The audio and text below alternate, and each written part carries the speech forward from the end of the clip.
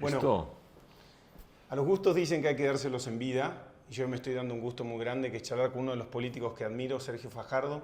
Sergio fue alcalde de la ciudad de Medellín, después fue gobernador de la región de Medellín, que es Antioquia, después fue candidato a vicepresidente, candidato a presidente, pero antes de eso, y su origen, él es profesor de matemática, tiene un grado en matemática aquí en Colombia, hizo su doctorado en matemática en los Estados Unidos, entonces mezcla muchas identidades. Su gestión en Medellín es una gestión que es ejemplo. En Argentina mucha gente la ha tomado como inspiración. El trabajo de integración urbana y social que se ha hecho en la Ciudad de Buenos Aires en los últimos años ha sido bueno, Sergio ha sido una gran inspiración y el trabajo que han hecho en Medellín. Y es un caso, un modelo que se sigue en todo el mundo y es muy loco. Un profesor de matemática y un gran político. Así que muchas gracias, Sergio, por charlar. Rosendo, qué gusto, bienvenidos a Colombia. Son tiempos Movidos. movidos acá en Colombia, pero bueno, ustedes vienen de Argentina y no hay que... No decepcionamos. No, es precisamente pues el lugar ¿qué? La inercia, no, movidos en Argentina. Aquí no tanto, pero bueno, un gusto que estés acá y listo, charlemos. Perfecto. ¿Qué estás pensando hoy día, tanto lo que estás viendo en Colombia como lo que estás viendo en la región, que has viajado mucho? ¿Qué es que estás pensando con este surgimiento de extremismos, ¿no? Parecía que en algún momento de la historia, inclusive en la historia colombiana, había más espacio para el acuerdo y la conversación y eso se fue perdiendo. ¿Cómo lo ves? Hablemos primero de Colombia. Bien. Colombia viene en una polarización que tiene raíces desde el momento en que el presidente Santos, que era el reemplazo de Uribe, de Uribe en esas elecciones, nosotros competimos contra ellos, con Antanas Mocus como candidato a la presidencia y conmigo a la vicepresidencia, empezó a hablar del proceso de paz, de hacer un proceso de paz en Colombia. Y desde ese momento, el expresidente Álvaro Uribe se convirtió en enemigo del suyo. Y ese momento, hasta el día de hoy, ha significado que la política colombiana va en polarización y polarización. ¿Y eso qué quiere decir? Cada vez conmigo o en contra mía. No hay espacio para ser diferentes y poder conversar. Una frase que yo he repetido muchas veces que hoy suena o ha sonado pues muy tonta, entre comillas tonta por supuesto, es podemos ser diferentes sin ser enemigos. Pero eso no le sirve a la polarización y la polarización siempre va acompañada de un populismo, de un liderazgo caudillista, populista, y eso es lo que estamos hoy en Colombia viviendo. Y esa polarización se va profundizando, y para mí ese es el peor espacio porque no se termina de construir, porque las esperanzas de cambio terminan diluidas, porque la incapacidad para convertir en realidad toda una cantidad de promesas que se hacen relativamente fácil se convierte en frustración de mucha gente y esa frustración la traducen en rabia y la rabia alimenta la confrontación.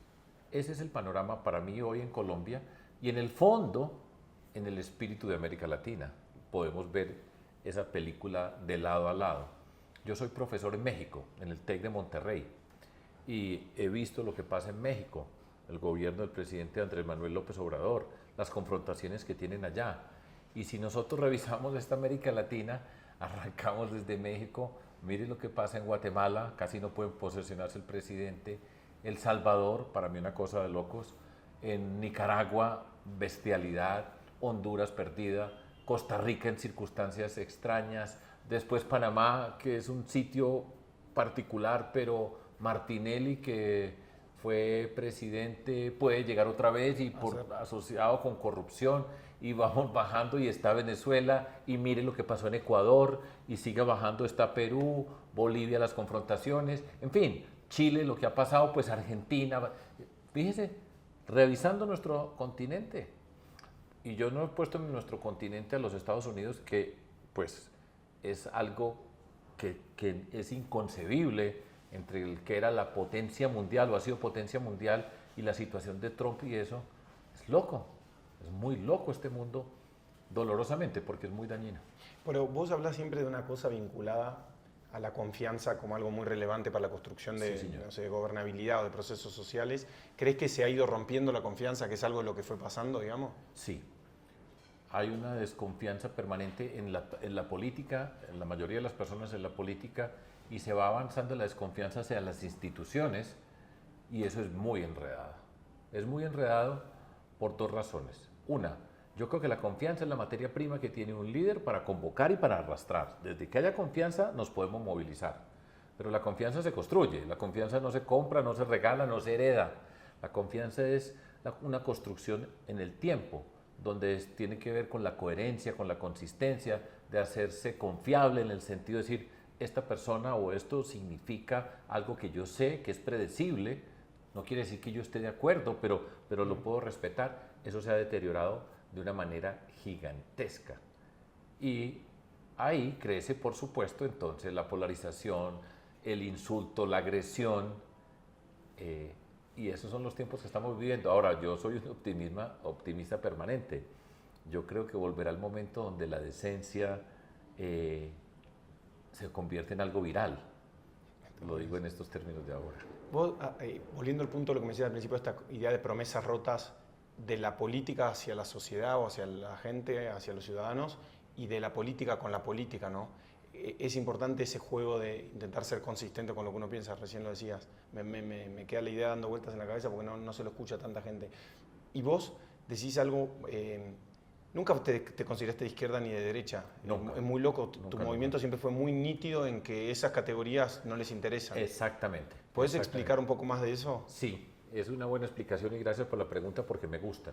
Yo digo que nosotros somos un movimiento, ahora pues ya tenemos una historia, son 24 años desde que empezamos a actuar en política. Un movimiento cívico y voy a ir al inicio, que es lo que marca nuestra identidad y es la forma como yo me relaciono con la política. Nosotros nos juntamos personas de diferentes sectores de la ciudad en Medellín. Nosotros no arrancamos a hacer política para el planeta Tierra, sino esta ciudad en esta circunstancia única. Nosotros no teníamos un referente para ir a ver, hacemos esto acá en Medellín, porque ya lo intentaron en otro lado. No, Medellín, la historia dolorosamente era única.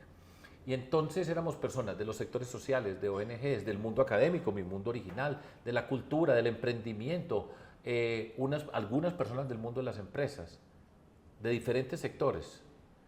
Y nos estamos juntando y decir, vamos a participar en política. O sea, nosotros estamos haciendo una construcción. Lo primero era que nosotros sabíamos cómo no hacerlo, porque no nos gustaba. Nos preocupaba la política y lo público, pero detestábamos la expresión política, como tantas personas en el mundo. Entonces, para mezclar, para juntar personas con diversos orígenes, lo resolvimos de la siguiente manera y eso es lo que nos ha dado la identidad y es lo que a mí siempre me inspira.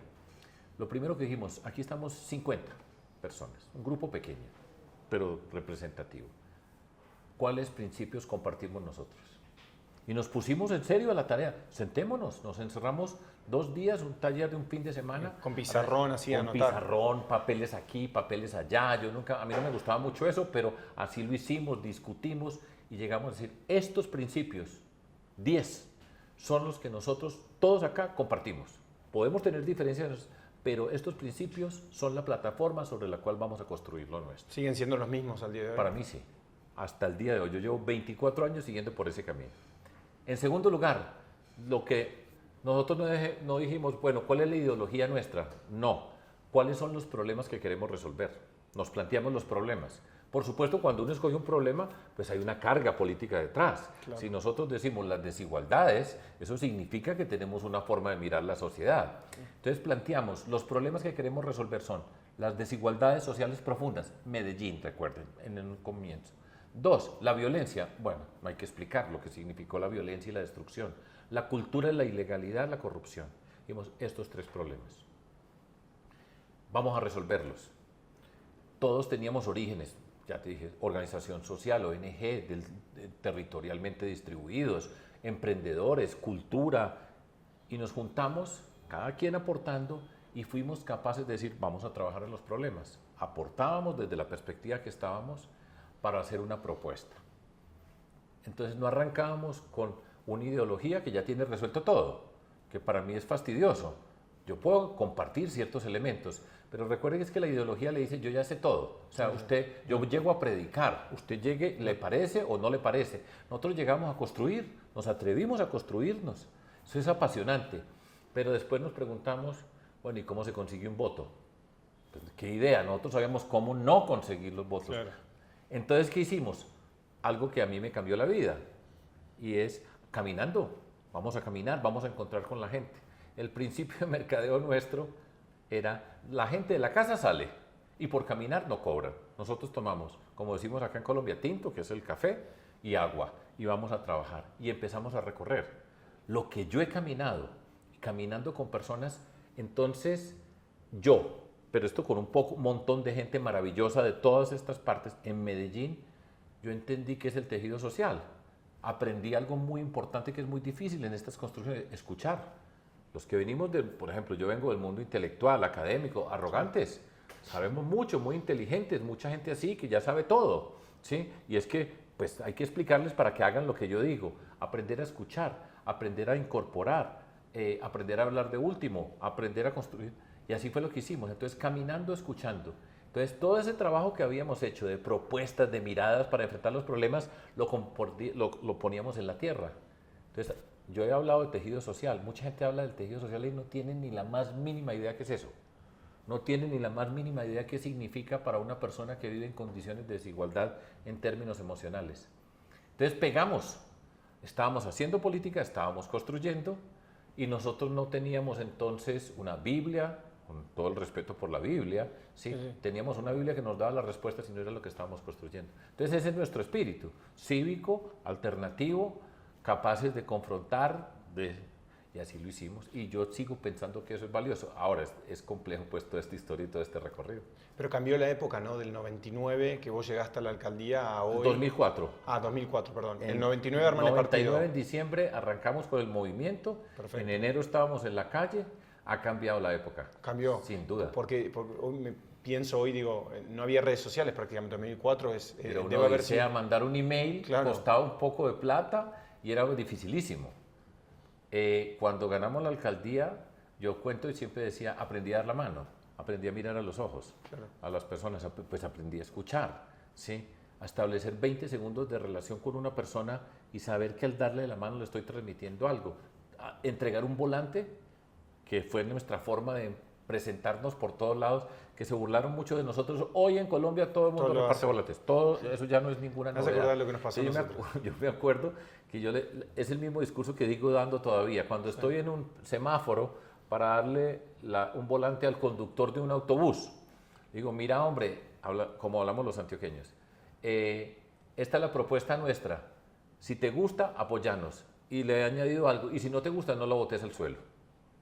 Ese era, pero entonces me decían, ¿pero eso qué? Dije, si usted lo hace bien, si le entrega eso con convicción, la convicción se siente.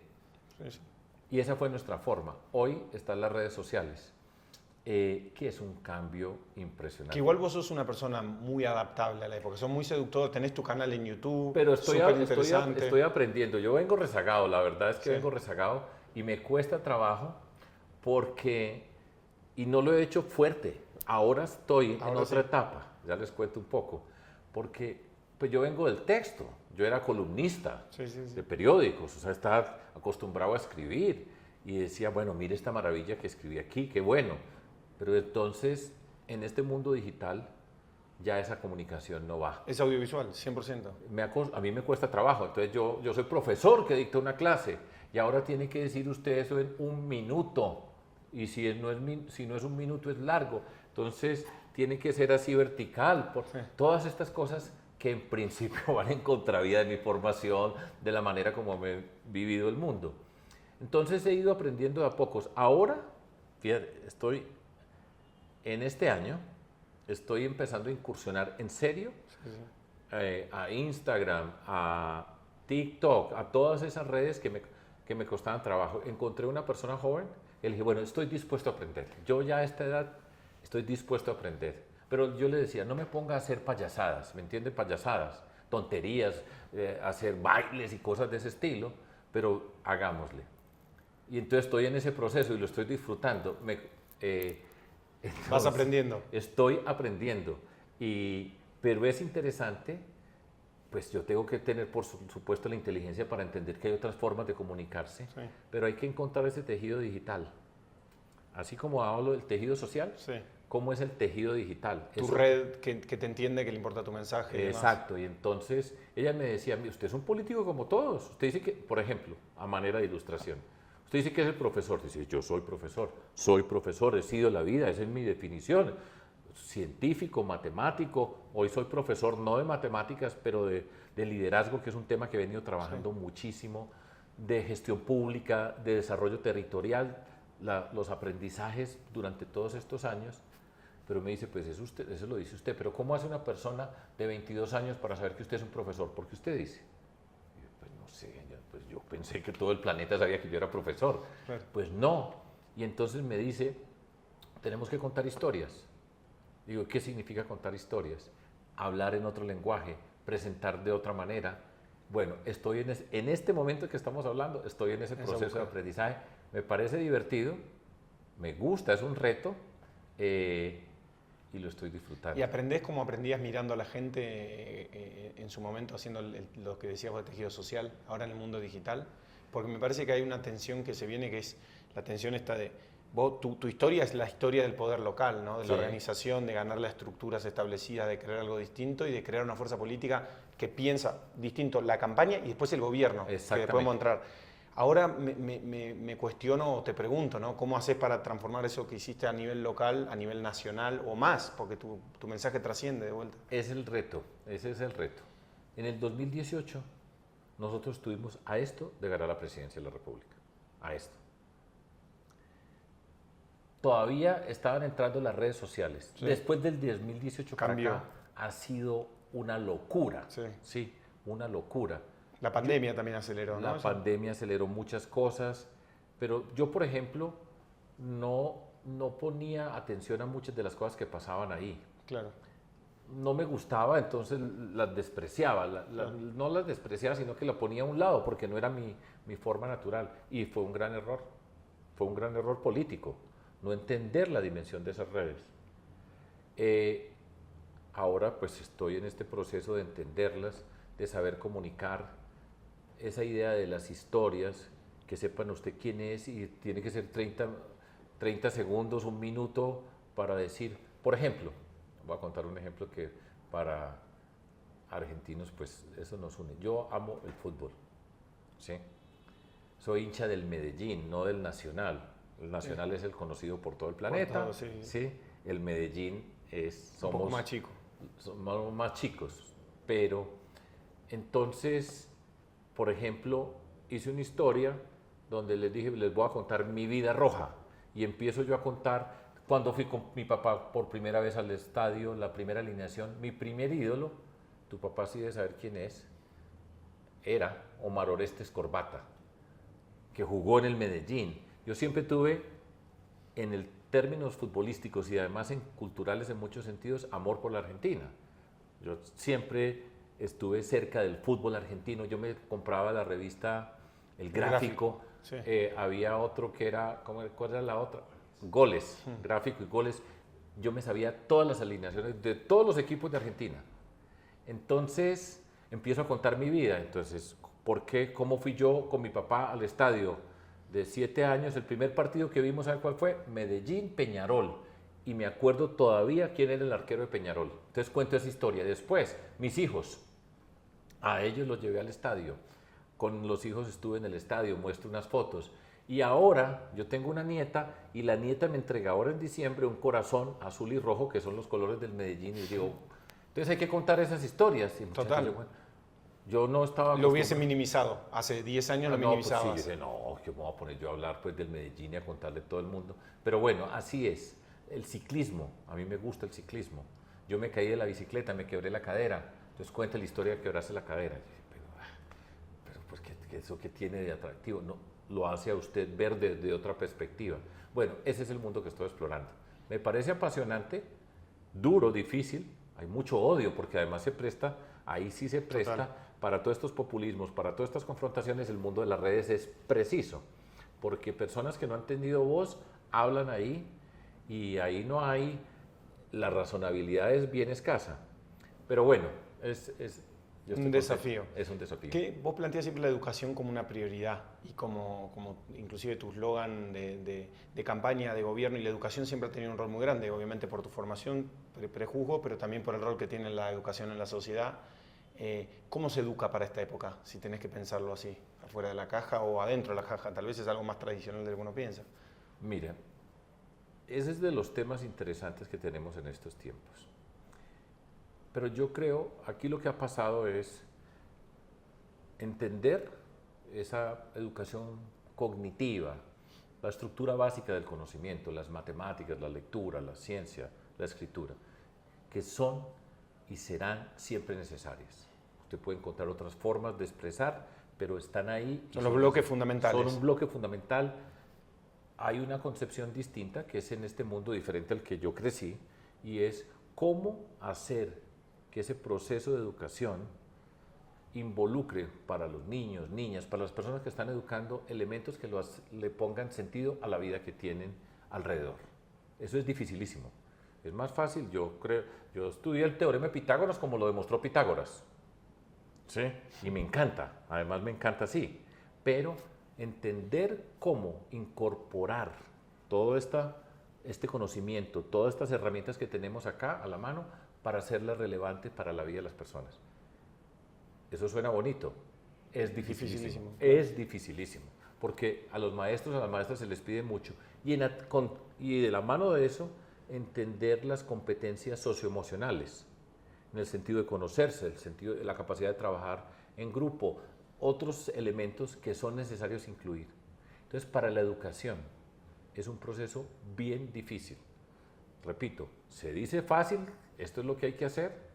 Hay que incorporar entonces la inteligencia artificial, que sin duda está transformando este mundo, pues este mundo digital, esa expresión tecnológica. Entonces estamos en un punto muy apasionante del mundo de la educación, pero yo sigo siendo también siempre convencido de lo que significa el valor de un maestro o una maestra, el inspirar, la pasión por el conocimiento, todo ese tipo de cosas sigue teniendo un valor humano que es importante. Entonces esa mezcla es lo que estamos. Ahora tengo un video podcast, se llama El Profesor, con educación todo se puede, que era una frase que utilizamos en campañas con Mocus, con educación todo se puede. Porque en el fondo la mayoría de las personas en la sociedad dice, con educación nosotros arreglamos la mayoría de las cosas de la sociedad. Eso es una frase, es compleja. Y en ese video podcast hablo con personas de diferentes partes del mundo, no con expertos de educación, que el discurso del experto en educación es muy árido, nicho, claro. Y es muy alejado de lo que viven las personas. Entonces, hablar con personas de diferentes mundos para hablar cómo han aprendido, qué personas han sido importantes, los aprendizajes, lo que han descubierto, lo que nos pueden enseñar, darle un sentido más amplio a la palabra educación, porque yo siempre la tomo, pues no es la educación escolar solamente, la educación, la ciencia, la tecnología, la capacidad de innovar, de emprender, la cultura, puestos todo como el espacio donde transformamos las capacidades de las personas para convertirlas en un desarrollo productivo que nos permita la libertad y que nos permita ser ciudadanos. Es apasionante y en eso estoy. Por ejemplo, en el video podcast hice una entrevista, no pudo ser con video, con Jorge Valdano, que me encanta Valdano, y ahí estuvimos conversando, hablando pues de fútbol y las experiencias del fútbol. Entonces, por ejemplo, en Colombia se le dice al entrenador el profesor. Sí. Entonces, bueno, a Peckerman lo tuvieron hasta hace muy poco. Que jugó en el Medellín. Y que es de Argentinos Juniors. Claro, y jugó en el Medellín. Sí. Entonces, y a mí yo siempre admiré a Peckerman. De hecho, la hija de Peckerman nació en Medellín, en la ciudad de Medellín. No sabía. Pero él nunca se ha manifestado nada por el Medellín, pero los hinchas del Medellín lo quieren mucho. Así ya lo queremos. Entonces, con Valdano, el último que acaba de salir esta semana fue con un gran ciclista colombiano que se llama Egan Bernal, que se ganó el Tour de Francia, el Giro de Italia, tuvo un accidente que pensamos que se moría, que no volvía a caminar y ahora está compitiendo de nuevo. Con Pepe Mujica, con el escritor Juan Gabriel Vázquez, con la escultora Doris Salcedo, con Felipe González, con Luis Alberto Moreno, en fin, un montón de personas, y siempre el hilo conductor es cómo ha aprendido, qué ha descubierto, qué aprendizajes tenemos. David Vélez, no sé si saben quién es David Vélez, que es el dueño del Nubank, sí, que es un fenómeno del emprendimiento que construyó desde Brasil, arrancó banca digital. Una banca digital. Es un tremendo emprendedor, sí. Que a diferencia de muchos del mundo de la banca, que son heredadas o porque tenían mucha plata compraron un banco, este arrancó de cero y lo construyó. Todo eso es apasionante. Entrevisté al cardenal de Colombia para hablar de los temas. Acabo de hablar con unas mujeres feministas. Todo eso lo hago y al mismo tiempo también estoy hablando de los temas de educación. Un tema paradójico. Argentina tiene una trayectoria de educación distinta a Colombia. La educación argentina era un modelo, ¿sí? Muy distinto a lo nuestro. En esta sociedad nuestra hay un fenómeno que es crítico y esta es una sociedad muy desigual la sociedad colombiana. Colombia y México están entre los países más desiguales de América Latina y del mundo. Y esa desigualdad, lo que está pasando es que la educación, que tendría que ser una herramienta que en principio es central para luchar contra las desigualdades, lo que está haciendo la educación en esa división pública-privada y la manera como va, es aumentando las desigualdades. Esa es la paradoja y la contradicción más grande. La educación aumentando las desigualdades, si nosotros siempre hemos creído en términos intuitivos que si educamos vamos a ser capaces de hacer un camino para transformarnos. En fin, todo eso es apasionante. Perfecto. Y vinculado a qué le recomendaría, se me pasaba por la cabeza todo el tiempo, a alguien que quiera arrancar lo que ustedes arrancaron ya en el 99, hace tanto tiempo. ¿Qué le dirías a alguien joven como yo, o más joven aún, que quiera arrancar algún proceso de cambio político, social? Creo que el proceso de ustedes tenía mucha rebeldía contra lo que pasaba, sí, claro, ¿no? A esos rebeldes que están ahí o que capaz escuchan esto, ¿qué les dirías? Lo primero es júntense. Siempre hay personas que son como uno, que tienen las mismas inquietudes y que muchas quedan, no pasa nada, porque cada quien se quede individualmente. En su silo. Encontrarse. Y cuando usted se empieza a encontrar, a escucharse. Es uno de los, voy a decir algo que puede sonar una tontería, pero en términos políticos es muy importante y es aprender a escuchar. Cuando uno viene y no trae, repito, una ideología y esto es el mundo y ya de aquí este es el mundo y usted verá si le gusta cómo se lo hago yo o no, sino construir el mundo, que eso es atractivo para jóvenes. Vamos a construirlo, vamos a atrevernos a pensarlo, a cuestionarlo, aprender a escuchar. Cuando usted escucha, abre puertas. Cuando usted predica, le dice, esta es la puerta, entra o no entra, ya verá. Cuando yo escucho, abro una puerta. Y una vez que abro puertas, empezamos a construir. Nosotros construimos. Teníamos aprendizajes. Nosotros no éramos unos niños, no éramos unos jóvenes como tú, ¿sí? Pero éramos jóvenes en el mundo de la política y de lo público. El punto es ese, encuéntrense, escúchense, abran, atrévanse y persistir. Porque todo esto tiene detrás de todo esto, pues gente inteligente hay por montones, gente sensible hay por montones, gente que quiere cambiar el mundo hay por montones, pero la incapacidad de trabajar juntos, de mantenerse, de crecer, es tremenda, es muy difícil. Y rápidamente el mundo de poder se empiezan a mirar de reojo y dice, bueno, pero yo quiero esto, y empieza, ese poder enferma, daña muchas cosas. Entonces, disciplina, generosidad, amplitud, humildad. El tema del ego es una cosa brava en este mundo del poder. Yo he aprendido mucho, eso no es tan sencillo, pero esos son elementos. ¿Tenés la tentación de volverte loco? Es muy posible, y a usted lo saludan 2 o 3 personas, le dicen, presidente, usted era el presidente que necesitaba Colombia. Y dije, no, calma, ¿sí? Pero bueno, todo eso se aprende. Rosendo, yo hago, a esta etapa de la vida, que ya es un recorrido, había un físico que ganó el premio Nobel, el profesor Feynman. No sé si ustedes han visto la película Oppenheimer. No la vi, todavía no. Bueno, el que tocaba los tambores en la película, un super genio de la física, pero pues un genio así extraterrestre, como Oppenheimer y todos los que estaban ahí. Pero era un gran profesor. Y esta frase me inspira a mí en estos tiempos, para que la compartas con tu papá y con todas las personas de la generación mía. Enseña a tus hijos pronto lo que aprendiste tarde en la vida. Y eso es lo que yo hago ahora. Es una reflexión sobre todo lo aprendido. Por eso estoy metido ahora en el tema de liderazgo en el TEC de Monterrey, revisando todo este recorrido, cómo construimos, cómo hicimos. Nosotros no teníamos un libreto, nosotros íbamos explorando, teníamos unos principios, una forma, e íbamos construyendo. Esta historia es difícil de repetir, la que yo estoy diciendo, pero hay unos elementos básicos y por eso compartirlos. Esta es la reflexión a estas alturas de la vida, de todo lo que ha pasado. Compártala rápido, entréguela, eso es parte de lo que yo digo. se puede hacer. Atrévanse, métanse. Y sí, cuando vos hablás me pasan muchas dudas operativas de lo que nos pasa a nosotros en Argentina o el camino nuestro, ¿no? Nosotros creamos una fuerza política nueva, que fue el PRO, o fui parte de algo nuevo que nacía, eso hoy está en crisis, ese espacio está en crisis, porque no sé si sigue representando lo mismo que creíamos o que yo creía que representaba al principio. Y es muy difícil que un montón de gente, lo mismo que nos pasaba al principio, siento como que de alguna manera se vuelve al principio, mucha gente desconfía de por qué se va a involucrar gente talentosa o valiosa, ese ya es un primer problema. Y segundo, lo que vos decías, como cómo le ganás al sistema. Bueno, Milei de alguna manera tiene muchas cosas malas, pero una buena es que se puede ganar de una manera muy creativa, ¿no? Pero ¿cómo le ganás? No me gusta para nada, pero No, pero a mí tampoco. se puede. Pero ¿cómo le ganás al sistema de una manera creativa, no? O sea, porque yo hubiese dicho que un doctor en matemática que iba a hacer política, ¿no? Olvídate, dura 5 minutos. Y le ganaron al sistema. Y obviamente imagino que debe haber habido momentos de mayor necesidad de entender cómo financiar la campaña o cómo tener candidatos en distintos lugares, porque son complejidades operativas que te tensionan. Nada, me imagino que están en el camino del hacer, pero cuando vos me ibas diciendo eso, júntense con los distintos, muchas veces la instancia de juntarse con el distinto y escucharse es muy buena, pero la gente no cree, no termina de saltar, ¿viste? Como decir, sí, yo me la voy a jugar con vos, que puede tener mucho prestigio en juego y demás. Eso es natural. Lo que estás diciendo es natural. Y estamos en una sociedad que hay una desconfianza gigantesca. Sí. Y pues se han pasado tantas cosas que dice, ya vimos esto y otra vez, y devuélvase. Ahí es donde entra el papel de quienes estén liderando. Sí.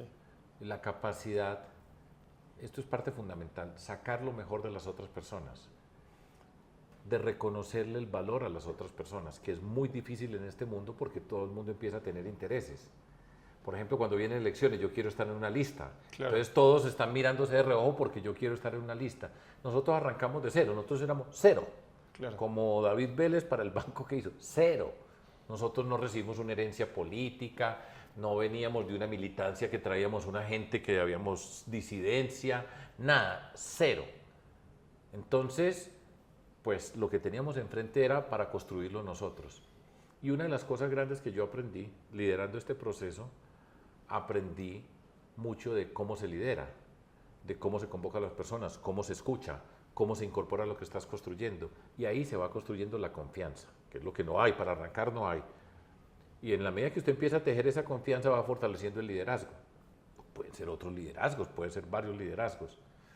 Eso es lo apasionante y esa es la fórmula para que esto tenga éxito. Por eso son tan poquitos los que tienen éxito. Exactamente eso. Es lo más difícil. Ahora pues estamos en polémicas y todo ese tipo de cosas. Y tenemos triunfos apasionantes, derrotas, todo eso pasa. Pero la parte clave de todo esto fue cómo arranca usted con 50 personas y cómo hace que a los 3 meses no esté destruido el grupo. Y cómo cada quien va aportando, cada quien se ve reconocido en lo que está pasando. Y cómo vamos trazando un camino donde vamos viendo que estamos avanzando, que hicimos un paso, que dimos otro paso. Esa es la clave. Lo más difícil es el comienzo. Ahora es difícil ganar la presidencia, pero estar contando esta historia, lo difícil era ese arranque, exactamente ese punto. Y por eso es que no hay muchos, porque se pegan todas esas componentes. Bueno, buenísimo, gracias Sergio. Dejo abajo en la charla links de otras conversaciones de Sergio. No quería ser redundante en cosas que ya están online, tiene charlas TED, tiene entrevistas muy interesantes, se las voy a dejar linkeadas aquí abajo y muchas gracias por tu tiempo. O sea, Rosendo, gracias por venir a Colombia. Saludos a Argentina. Un abrazo grande a todos.